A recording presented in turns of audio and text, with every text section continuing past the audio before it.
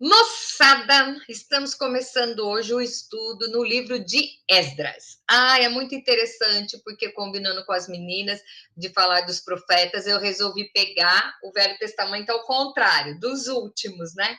Então, nós já terminamos de falar sobre Neemias, o projeto dele, e é interessante porque são alguns livros que foram escritos tudo na mesma época, tá? Que foi o de Esdras, o de Neemias.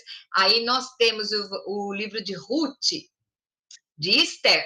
O livro de Esther também acontece nessa época, tá? O que aconteceu. Aí nós temos Ageu, temos Zacarias, que é tudo nessa época. O que aconteceu? Teve a dispersão do povo de Jerusalém, né? O povo de Israel. Então, uns foram, 10 tribos foram para Babilônia e as outras duas, assim, dissiparam, misturou lá e acabou perdendo a identidade. E aí, o que acontece? Aparece Neemias, que resolveu construir os muros e, assim, instituir de novo o povo de Israel. Então, é muito interessante que nós vamos ver aqui com Esdras. Esdras, ele era sacerdote. E, na verdade, o Esdras, ele era o professor, porque ele era o escriba, ele lia. E nós vemos que no livro de Neemias, quando termina os muros e vão fazer, eu falo que é o cultão, né?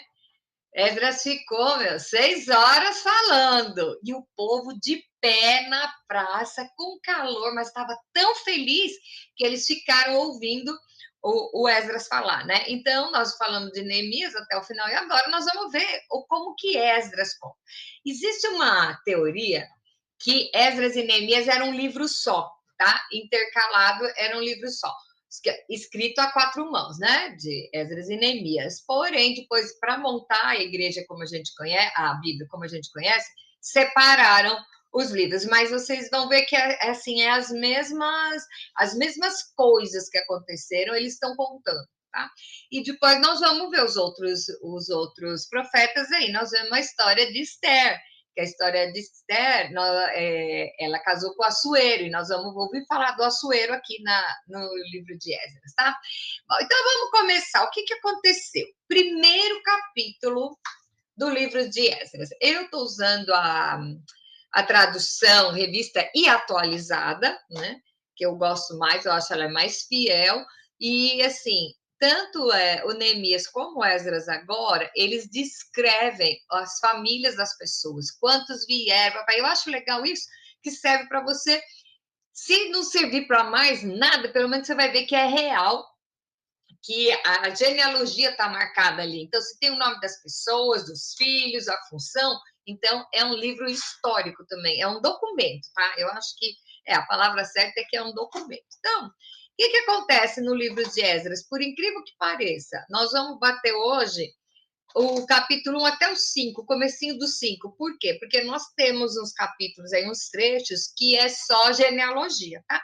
É legal para você estudar, de repente você quer se achar na árvore genealógica, vai que, né? Vai que eu ou você, alguém se acha lá, acha sua avó, seu bisavô, de repente, né? Não sei. Bom, vamos lá. Então, a primeira pergunta seria assim: o que fato causou a decisão de Ciro frente ao povo judeu? Então, vamos lá ver o que aconteceu. O povo tinha se levado preso, né? Preso, foram 10 tribos que foram lá. E aí, o que acontece? No primeiro ano de Ciro, o rei da Pérsia, para que se cumprisse a palavra do Senhor por boca de Jeremias, quer dizer, Jeremias profetizou isso aqui, tá? Então, o que vai acontecer é Deus mexendo no coração do rei para a palavra, a profecia se cumprir, ok? Então, vamos lá. No primeiro ano do Ciro, rei da Pérsia, para que se cumprisse a palavra do Senhor por boca de Jeremias, despertou o Senhor o espírito de Ciro, rei da Pérsia, o qual fez passar pregão por todo o reino, como também por escrito, dizendo, veja bem, Jeremias falou, Deus chamou o espírito de Ciro. Um parênteses aqui. Muitas vezes a gente não sabe porque nós temos que orar pelas nossas autoridades, porque o poder da oração muda o coração do rei. Isso é bíblico, tá? Então vamos lá. Fazer pregão é sair falando, tá? hoje seria postar nas redes sociais, fazer cartaz, sei lá como é que. Então, o que acontece que ele falou? Assim diz Ciro, o rei da Pérsia: o Senhor, Deus dos céus, me deu todos os reinos da terra e me encarregou de lhe edificar uma casa em Jerusalém de Judá. Quem dentre vós é de todo o seu povo, seja Deus com ele, e suba a Jerusalém de Judá e edifique a casa do Senhor, que era o templo. Deus Israel, ele é o Deus que habita em Jerusalém. Todo aquele que restar em alguns lugares em que habita, os homens desse lugar ajudarão com prata, ouro, bens, gado, afora as dádivas voluntárias para a casa de Deus, a qual está em Jerusalém. Então, isso aqui acabou acontecendo depois de construir os muros. Tá? Os muros foram construídos, Neemias conta como foi que ele foi reconstruir os muros, e agora precisa reconstruir o templo. Então, Deus foi lá, sacudiu o Ciro para se cumprir a promessa que tinha acontecido lá, que Jeremias falou. Então, vamos lá. Pergunta 2 é como recuperou os utensílios do templo. Bom, só voltando aqui na outra pergunta, o que ele fez? Ele soltou para dizer quem é judeu, quem é da linhagem, vai voltar para construir o templo, e as pessoas que não são, ofereçam ofertas para eles construírem o templo. Quer dizer, por que ele teve esse temor todo? Porque foi Deus que apareceu com ele. Aqui não conta como é que foi, tá? Mas ele reconheceu a voz de Deus que mandava um povo construir o templo, voltar para construir o templo. E quem não era do povo, desce ofertas. Então fala prata, ouro, bens, gado, né? E mais ofertas voluntárias para que reconstruísse o templo. Por que ele tomou essa postura? Porque Deus apareceu com ele em sonho. Olha que legal. Ai, mas Deus só não aparece nos crentes? Não. Deus, ele é soberano. Ele fala com quem quer, na hora que quer. Porque Deus é soberano. O rei Ciro não estava nem aí com a hora do dia, tá? E, no entanto, ele reconheceu e obedeceu. E muito crente ouve a palavra do Senhor e não obedece, tá? Então, o temor não é medo, o temor é respeito. Então, você vai ver que Ciro tinha respeito e submissão a Deus, tá? Vamos lá. Como recuperou os utensílios? Então, se levantaram os cabeças das famílias de Judá e Benjamim, e os sacerdotes, os levitas, com todos aqueles que o Espírito de Deus despertou para subirem e edificar a casa do Senhor, a qual está em Jerusalém. Todos os que habitavam nos arredores os ajudaram com objetos de prata, ouro, bens, gado, coisas preciosas, afora tudo o que voluntariamente se deu. Então, você vê aqui que ele mandou e aqui o povo está obedecendo. Também o rei Ciro tirou os utensílios da casa do Senhor, os quais Nabucodonosor tinha trazido de Jerusalém e que tinha posto na casa dos seus deuses. Olha o que Nabucodonosor fez. Pegou os utensílios do templo e botou dos deuses dele lá. Ciro, o rei da Pérsia, tirou sobre a direção do tesoureiro Mitridate, eu acho ótimo esses nomes, que os entregou contados a Sesbazar, príncipe de Judá. E eis o número deles: 30 bacias de ouro, 10 mil. Aí começa a descrever aqui no versículo 10, 9 e 10, tudo que foi tirado. Então, todos os utensílios de ouro e de prata foram 5.400. Todos esses levou Sesbazar quando os do exílio subiram da Babilônia para Jerusalém, tá? Então, Deus visitou Ciro, Deus deu uma ordem, o povo cumpriu. Bom, vamos lá. E pegou os utensílios, porque os utensílios do templo é muito importante para o povo judeu, porque é desde lá da época de Moisés, os utensílios do templo, como que tinha que ser. Ok. Então, vamos lá. Por que os filhos dos sacerdotes não foram incluídos no livro da genealogia? Aí você vai ver no capítulo 2. De 1 a 60 é a relação dos nomes e as suas descendências. Então, vai falar assim: filho de fulano teve filho, era tanto. Então, você vai lá ler, porque são 60 versículos, e fala, só relaciona o nome dos que foram. Do 61 ao 63, ele começa assim. Também dos filhos dos sacerdotes, os filhos de Abaías, os filhos de Cós, filho de Barzilai, que se casara com uma das filhas de Barzilai, quer dizer, né, tudo família. Foi chamado o nome com ele. Bom, estes procuraram o seu registro nos livros genealógicos, porém não acharam, pelo que foram tidos por imundos para os sacerdotes, que são os filhos dos sacerdotes, que não foram. Por quê? Porque eles deixaram as mulheres casaram com gente de outro povo, então eles estavam imundo para ser sacerdotes, tá? Era a cultura deles na época. O governador lhes disse que não comessem das coisas sagradas, até que levantasse o sacerdote com Urim e Tumim. Ah, legal, vamos falar o que é Urim e Tumim. Como esses sacerdotes, eles tinham aberto as famílias e tá, então, o que acontece? Ele não sabia, o governador não sabia se eles podiam ou não. Então, o que eles disseram? Vocês, porque os sacerdotes e os levitas comiam do templo, tá? Tanto que nós sabemos, a tribo de Levi não entrou na herança, porque eram os levitas que cuidavam do templo, e tanto eles como os sacerdotes, eles comiam das ofertas. Porém, olha que louco, olha que louco. Ele pegou e falou assim: eu não vou deixar alguém, que eu não sei se é impuro ou não, comer das coisas. Mas aí o que ele fez é muito interessante. Que aí ele disse que até que se levantasse o sacerdote com Urim e Tumim. Então vamos ver o que é o Urim e o Tumim. Nós vamos ver isso muito no livro de Esther, tá? Aí o que acontece? A palavra quer dizer luzes e perfeição, que é Urim e Tumim. A Bíblia inteira não tem nada dizendo qual era o formato do Urim e Tumim, qual era a imagem, né? Queria só pedir para quem entrou agora desligar o microfone, só isso. Então, era um símbolo que eles tinham na roupa, tá? O Urim e o Tumim, que queria dizer o quê? Deus vai falar através disso. Então, nós vemos lá no livro de Esther, você vai encontrar detalhadamente a história do Urim e Tumim. Mas o governador foi muito legal, muito, assim, cauteloso, porque quando ele viu que tinha uma família dos sacerdotes, que ele tinha dúvida se poderia, ele suspendeu e falou: vamos orar para que venha um sacerdote ungido para dizer o que vai ser com eles, tá? Olha o temor que eles tinham a Deus. Aqui, agora vem aqui. Quarta, qual a postura do povo para reconstruir o altar? Ah, interessante. Aí nós já estamos no capítulo 3. Chegando no 7º mês, estando os filhos de Israel já nas cidades, ajuntou-se o povo como um só homem em Jerusalém.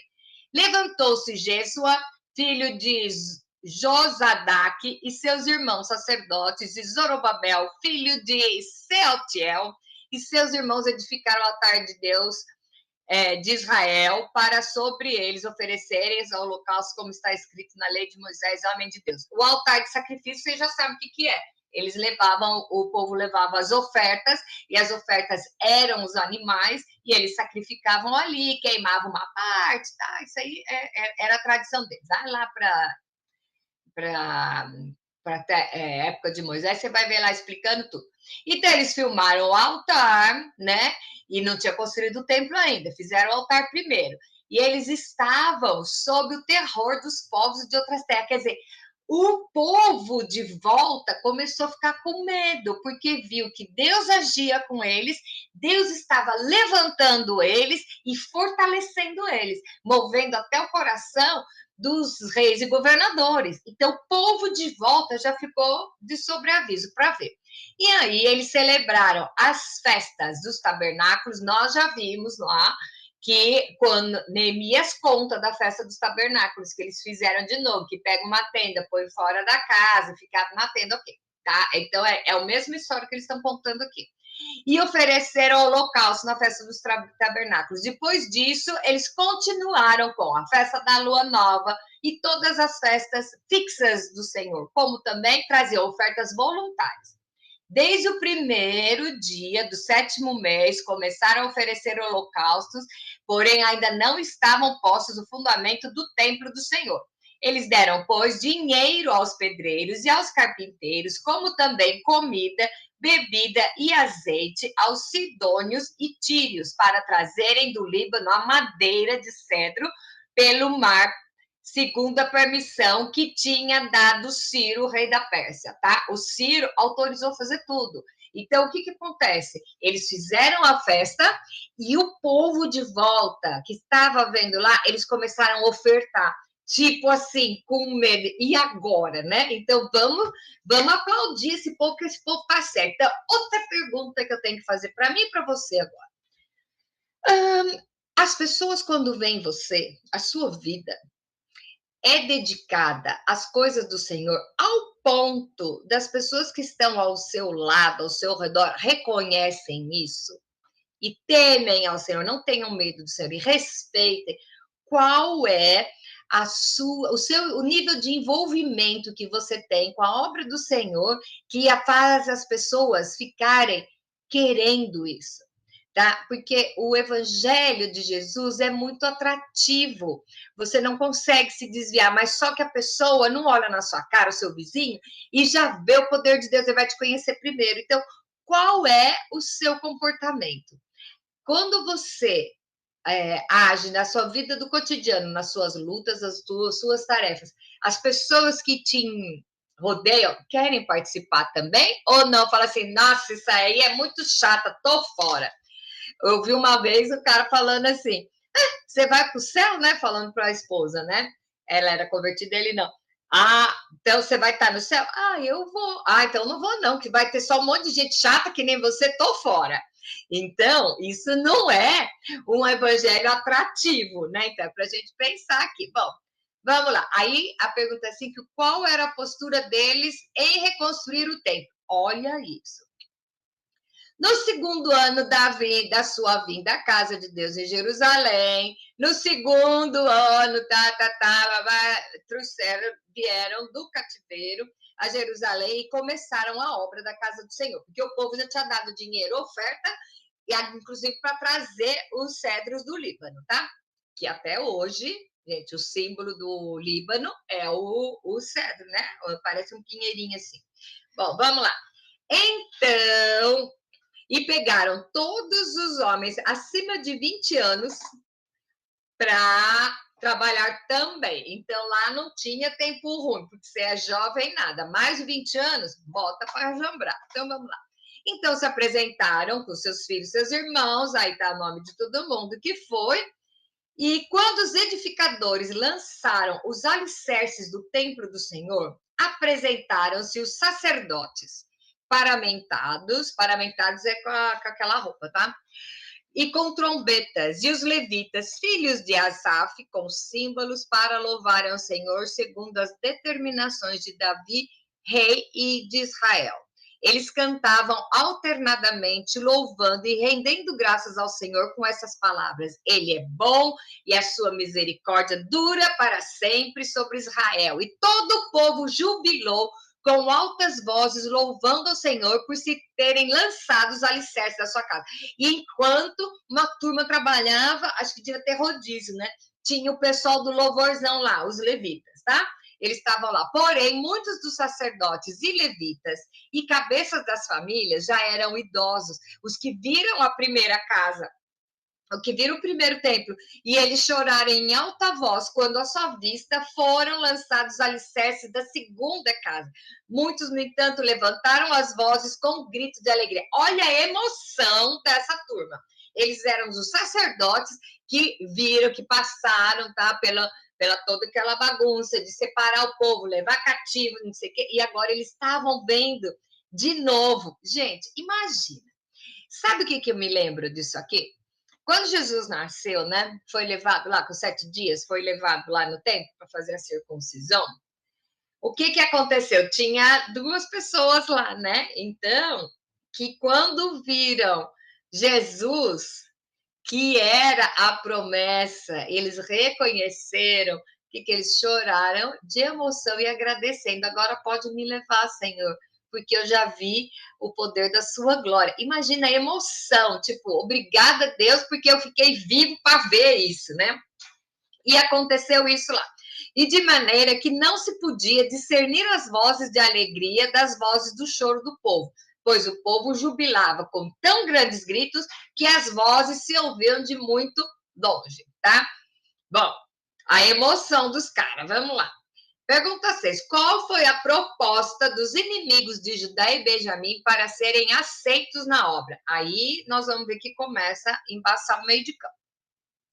Ouvindo os adversários de Judá e Benjamim, que é das tribos, tá?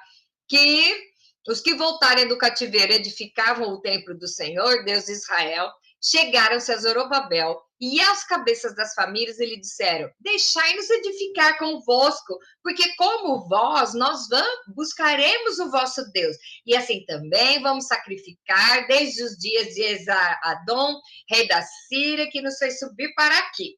Quer dizer, eles foram lá e queriam participar. Os inimigos. Porém, Zorobabel, Jesua e os outros cabeças das famílias responderam: nada tendes conosco na edificação da casa do nosso Deus. Nós mesmos, sozinhos, a edificaremos. Deus de Israel, como nos ordenou Ciro, rei da Pérsia. O que nós vamos ver aqui? A oferta. Tem gente que fica com medo e faz uma oferta para comprar salvação. Faz a oferta para aparecer do povo. Nós lembramos lá no estudo anterior do que eles passaram para construir o templo, os muros, e agora estavam construindo o templo. Então, o que acontece? Você já começa a ver aqui que já tem barganha. Eu lembro, eu sou cabeleireira, então, né, já passou 36 anos de cabeleireira, 37 já de cabeleireira, e aqui o que acontece? Passou muito funcionário na minha mão, né? E um dia eu estava falando, o rapaz, ele era gay, e ele era escovista no meu salão. E um dia ele falou assim: eu quero falar com o seu pastor, porque eu tenho medo de, eu não quero ir para o inferno, então eu quero pagar dízimo. Eu liguei para o meu pastor e falei: pastor, seguinte, pode mandar ele aqui. Diz que foi lá conversar, né? E o rapaz disse assim para ele: eu sei, pastor, que eu faço coisa errada, que Deus não gosta, mas eu quero pagar o dízimo, porque se eu pago o dízimo, Deus vê que eu sou uma pessoa boa. E, gente, você sabe o que o pastor falou? Não precisa trazer o seu dinheiro. Deus não quer o seu dinheiro, ele quer o seu coração. Não, pastor, eu sei, mas se eu já for pagando, né, eu vou, tipo assim, diminuir na culpa. E o pastor falou: meu querido, eu vou orar por você, mas eu não vou aceitar. Mas, pastor, não precisa, filho. Mas Deus não precisa do seu dinheiro, ele quer o seu coração. O dia que você resolver caminhar com Cristo, você vem conversar e a gente começa. Aliás, a gente pode até marcar toda semana o horário. Não, assim não. Aí ele chegou lá no salão passado, né? Que ele falou: seu pastor, ele se acha, ele é soberbo, não quis meu dinheiro. Eu falei: mas claro, ele não precisa do seu dinheiro. O negócio é bem assim, né? E nessa mesma igreja, depois foi muito interessante, que era a época de eleição, e um político foi lá, candidato a não sei o que era, e falou assim: pastor, eu vou assistir o culto, e se o senhor deixar no finalzinho, me der 5 minutos da palavra, eu dou um ônibus para você e buscar, que a igreja era no centro, e buscar os seus fiéis para vir aqui. E o pastor falou: não. Mas, pastor, você precisa, porque os seus membros vêm tudo de ônibus, não sei o que, não precisa. Ele falou: não, quem precisa é o Senhor que cuida disso. Eu não vou pegar o culto, no meio do culto, e botar o Senhor para fazer propaganda. O senhor quer visitar, o senhor vai ser muito bem recebido, não precisa dar ônibus nem nada, mas vem assistir o culto. O cara ficou bravo, disse que esse pastor, coitado, ele só ganhava chumbo, dizer que ele era soberbo. Mas a gente vê que isso ainda já acontecia desde aquela época. Então, o que eles quiseram? O que eles estavam pedindo? Deixa a gente fazer junto e aí fica tudo bem. E aí o povo disse o quê? Não, não. Então, Deus sabe a sinceridade do seu coração. Ou se você está querendo negociar ou barganhar com Deus. Eu vou falar: Deus não precisa do seu dinheiro, Deus não precisa do seu sacrifício, quem precisa é você. Então, nós dizimamos, não é para Deus, porque a igreja é a noiva de Cristo. E Deus, se você não entregar o dinheiro, ele vai arrumar de outro. Não precisa, não se barganha. Tá? Eu acho muito interessante a pessoa que continua firme, as igrejas, e hoje a gente vê cada coisa, né? Que o pessoal comprando, gente, comprando bênção. Isso não existe. Deus não precisa do seu dinheiro. Você que precisa trabalhar na sua história do dízimo para seu benefício, tá? E nós não vamos falar de dízimo hoje, depois eu vou gravar um vídeo só para falar sobre dízimo e oferta, tá? Mas aqui nós vamos voltar lá para livro de Esdras. Bom, e aí, vamos lá, deixa eu ver. Com infiltrados, como eles agiram para atrapalhar a construção do templo? Teve o povo infiltrado, nós vimos lá nos muros também. Então vamos lá. Então, agentes da terra desanimaram o povo de Judá e que, inquietando no edificar, alugaram contra eles conselheiros para frustrarem o seu plano. Todos os dias de Ciro, rei da Pérsia, até o reinado de Dario, rei da Pérsia, tá? E no princípio do reinado de Assuero, quem é Assuero? Quem é Assuero? Vamos lembrar o que casou com a Esther, tá? No princípio do reinado de Assuero, escreveram uma acusação contra os habitantes de Judá e Jerusalém. E nos dias de Artaxerxes, rei da Pérsia, Bislão, Mitrad, olha lá, quem quer pôr o nome filho, Tabiel e os outros seus companheiros lhe escreveram. A carta estava escrita em caracteres aramaicos e na língua siríaca. Reum, comandante de Sinzai, o escrivão, escreveram contra Jerusalém uma carta ao rei Artaxerxes. Escreveu Reum, comandante em Sinzai, o escrivão e seus companheiros, Dinaitas, Afarzaquitas, Tarpelitas, Afarzitas e Arquevitas, babilônios, Susanquitas, Deavitas e Elamitas. Chega, né, gente? Então, é o povo dos outros povos. Pensa nos nomes loucos. O pessoal dos outros povos que puseram infiltrados. E nós vamos ver que o que acontece no livro de Esther. Lembra lá que tinha o Mardoqueu, que foi fazer intriga. É tudo essa época que você vê que os dois livros se completam. E os outros povos, tá, quer dizer, foram os infiltrados, assim, contratados. Mas tem gente que é contratado para. Não tem, gente. Até hoje nós vemos gente que recebe um presentinho só para poder destruir o projeto do outro. Nós vimos até a história do Absalão. Do Absalão, não. Que nós vemos até a história lá da mula, né, de Balaão. O que aconteceu? Ele foi pago para profetizar contra o povo de Deus. Que cabeção! Se ele era profeta, ele devia saber que com Deus não se brinca, né? Então, vamos lá. Isso aí a gente vai falar no estudo deles lá. Então, vamos lá.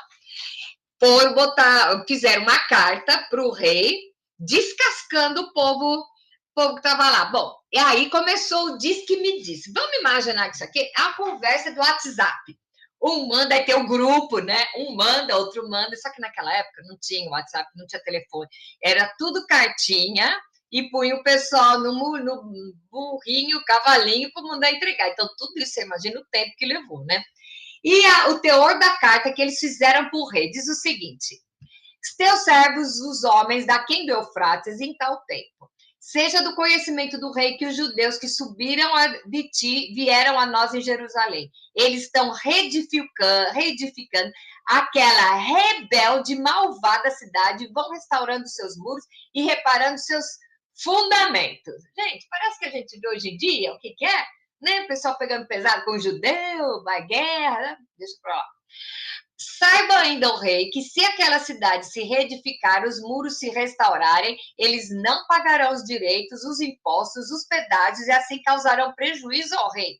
Agora, pois, como somos assalariados do rei e não nos convém ver a desonra dele, por isso mandamos esse aviso, a fim de que se busque o livro das crônicas de seus pais, e nele achará o rei, saberá que aquela cidade foi rebelde, danosa aos reis, e as províncias que nela têm havido rebeliões desde os tempos antigos, pelo que foi a cidade destruída. Gente, Israel brigando com o povo já começa longe. Quer dizer, fizeram uma carta de fofoca para atacar o horror mesmo no rei. Nós, pois, fazemos notório ao rei que se aquela cidade se reedificar e os seus muros se restaurarem, sucederá que não terá a posse das terras desde o lado do Eufrates. Aí você acha que intriga da conspiração de partido político só existe hoje, né? Não, esse é antigo, cara, antigo. O pessoal inventou mentira para atrapalhar a obra, porque o inimigo ele é assim, ele tenta te desestimular. Eu sempre falo que tem no ombro, né? Você tem 2 ombros, no ombro é o inimigo falando, você não tem jeito, você não merece, papapá. No outro é o Espírito Santo falando, você foi comprado por precioso sangue, não sei o quê. Mas naquela época já tinha o povo que ficava falando no ouvido do rei. Ok, é povo usado por quem, né? Por quem será? Bom, a resposta do rei Artaxerxes. Vamos lá. Então respondeu o rei. Um comandante de Sinzai, o escrivão e seus companheiros, a paz seja com todos. A carta que me enviasse foi distintamente lida na minha presença, ordenando eu buscarem e acharem que, em tempos antigos, aquela cidade se levantou contra os reis e nela se tem feito rebeliões e motins. Também houve reis poderosos sobre Jerusalém, que da lei do Eufrates dominaram em todo lugar e lhes pagaram direitos, impostos e pedágios. Agora, pois, dai ordem a fim de que aqueles homens parem o trabalho e não se edifique a cidade, a não ser com autorização minha. Você viu o que ele começou a falar na carta? Pega o que tem lá nos livros das crônicas dos seus pais e vamos ver se vocês estão certos ou não. Mas, de todo jeito, para aqui até resolver isso.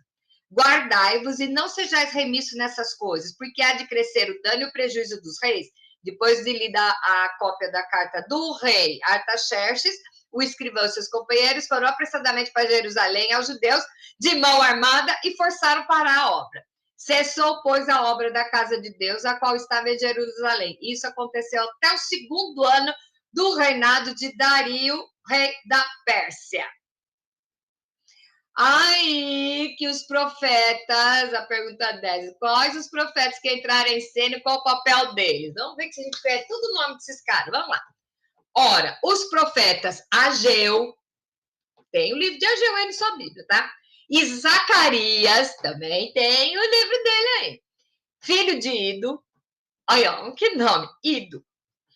Profetizaram aos judeus que estavam em Judá e em Jerusalém, em nome do Deus de Israel, cujo espírito estava com eles. Então, que eles foram o quê? Profetizaram. Então se dispuseram Zorobabel e Jesua, filho de Zodá, que começaram a edificar a casa de Deus, o qual está em Jerusalém, e com ele os referidos profetas de Deus que os ajudaram.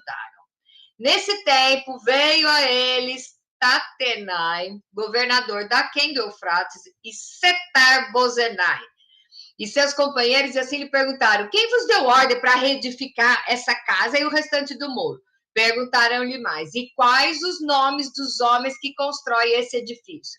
Porém, os olhos de Deus estavam sobre os anciões de judeus, e de maneira que não foram obrigados a parar, até que o assunto chegasse a Dario e viesse a resposta por carta sobre isso. Aqui nós vamos ver, parece briguinha de adolescente, né? Manda a carta para um, outro manda a carta, e é isso que estava acontecendo.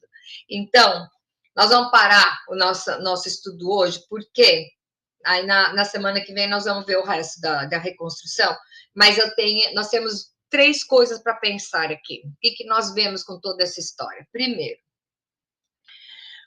como você reconhece a vontade de Deus para efetuar qualquer obra, tá? Vocês viram que no começo lá, como é que começou essa história? Começou o quê? Deus apareceu em sonhos para o rei. E como que você vai saber se Deus está te mandando fazer alguma coisa? Vai ficar olhando por nada? Vai na escritura.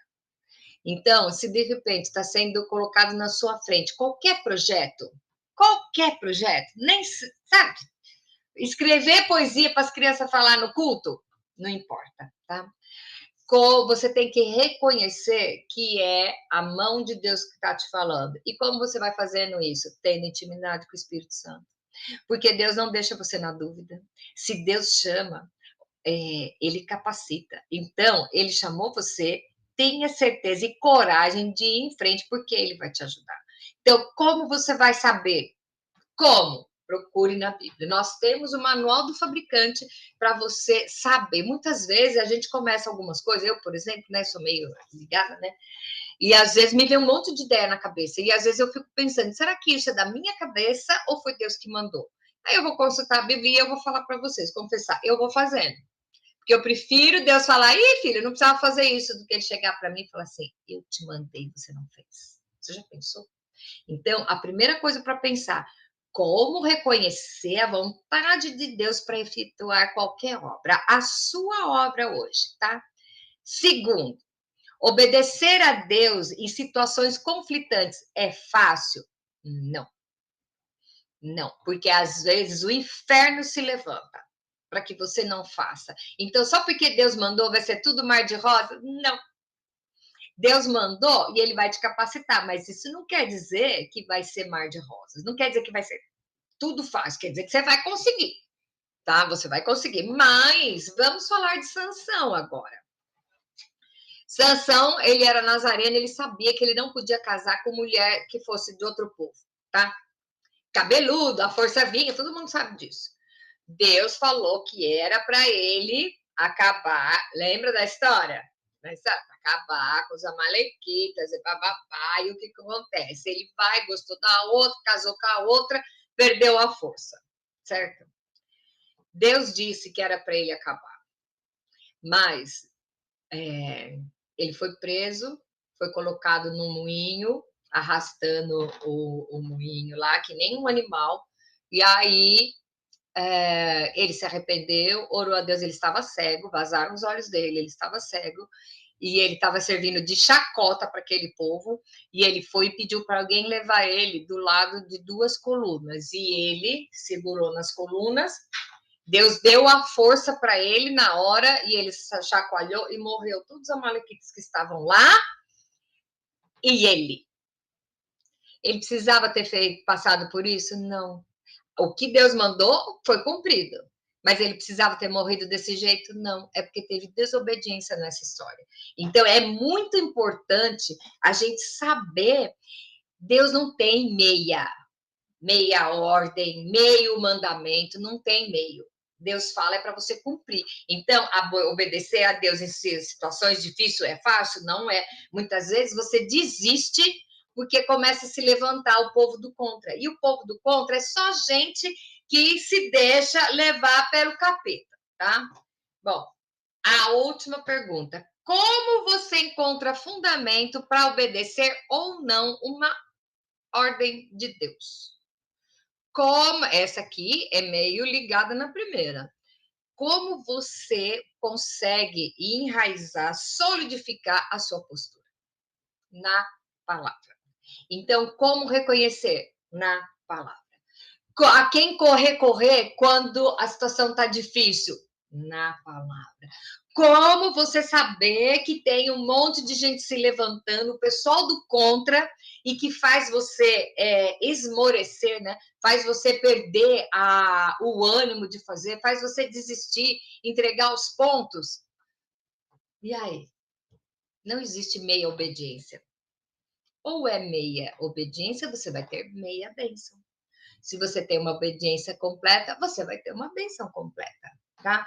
Então, é uma coisa para a gente pensar hoje. Qual é o projeto da minha vida e da sua vida? Todos nós temos um projeto.